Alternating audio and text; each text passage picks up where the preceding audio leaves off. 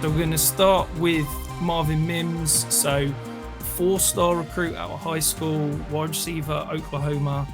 Slightly undersized, 5'11", 177 pounds. Are you a Mims fan, Kevin? Yeah. So I always like to preface these things too. Like when we're talking about these guys, like it's all based on value, right? So like the way I look at rankings and everything like that is, okay, let's look at value. Let's talk about dynasty, where they're at. And like right now, he is a value in a rookie drafts. Like, so if you're, cause I've done tons of these things. So I've done like, I don't even know, hundreds of mock drafts already. And when you're just looking at it from a production standpoint, yeah, I think he's a value when you're looking at him, because I call him so this might be bad, but I call him the discount Zay Flowers, because Zay is going really high, whereas Marvin's analytical profile and everything is pretty close to Zay's. And you're like, well, I can get Marvin in the third round as opposed to like Zay, where he's going like late first, early second. So I kind of look at that when you're looking at just his numbers. We did a thing on our Patreon with Jay Stein, and he goes over all kinds of their analytical breakdowns, and he really turned me on to a lot of good things about him. Like his ADOT was really good. When you're looking at his ability to kind of 18 or more yards on receptions is there. And then overall, just for us, when we talk about the rookie guy, I think he has good speed and ball skills to stretch defenses.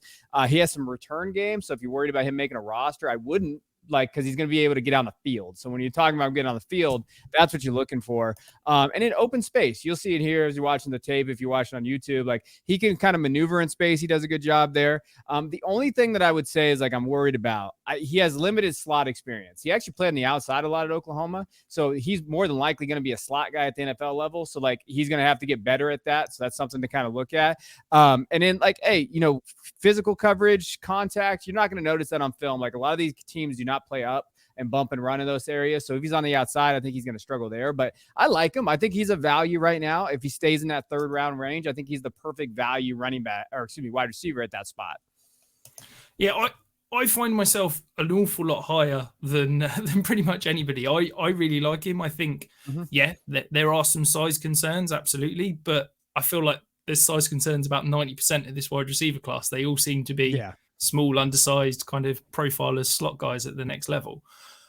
I have a slight concern about his hands. I don't think, from what I've seen, I don't think he's a natural kind of hands catcher. There's a lot of arms, there's a lot of bodies, rather than kind of going out and extending to the ball.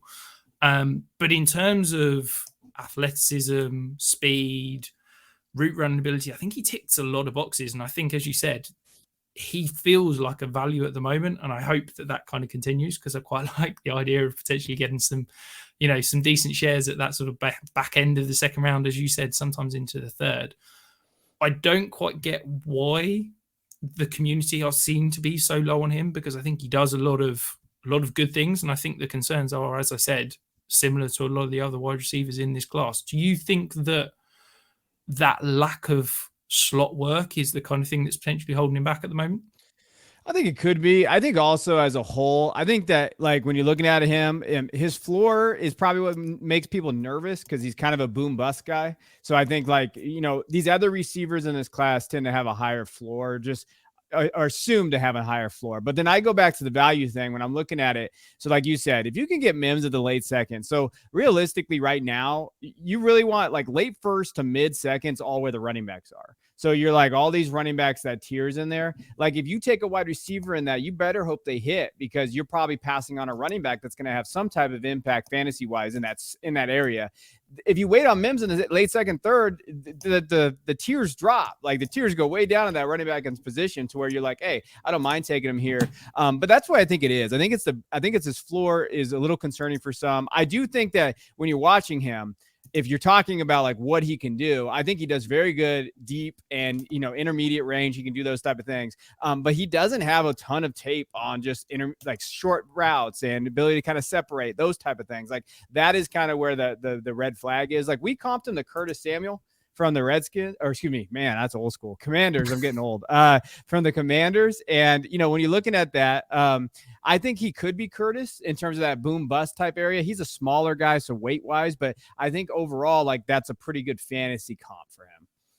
Yeah, absolutely. I quite like that. I think for me, the thing that I keep coming back to as well, anytime you can be an 18-year-old freshman and have a yards per out run over 4 and a targets per out run over 30%, like that's very much going to pique my interest. And I think that there's an awful lot of potential, and I'm really excited about what he could be at the next level.